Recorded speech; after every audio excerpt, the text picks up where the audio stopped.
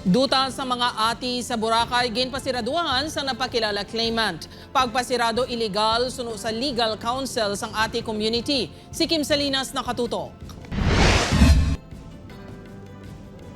Ginkakibot sa mga miyembro sang ati community sa Boracay sang hindi namagyan ang dalan pasulod sa ila 8,000 square meters nga duta sa Station 3, Barangay Manok-Manok, Malayaklan sang Lunes. Ang alagyan, ang ginbalabagan na sang nakalakapertahan. Nakapaskil diri ang Notice of Denial sang Department of Agrarian Reform. Nabaton marinis ang komunidad apang nag-file sila sang motion for reconsideration.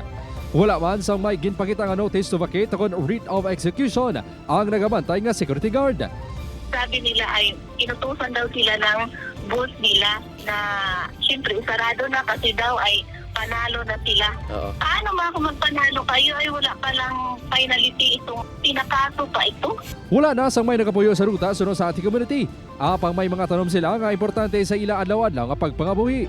Ginatun-an sang abogado sang ating community ang legal nga tikang kaangot sa insidente. Dapat suno sa abogado nga sheriff kag indi security guard ang magapatuman sang desisyon.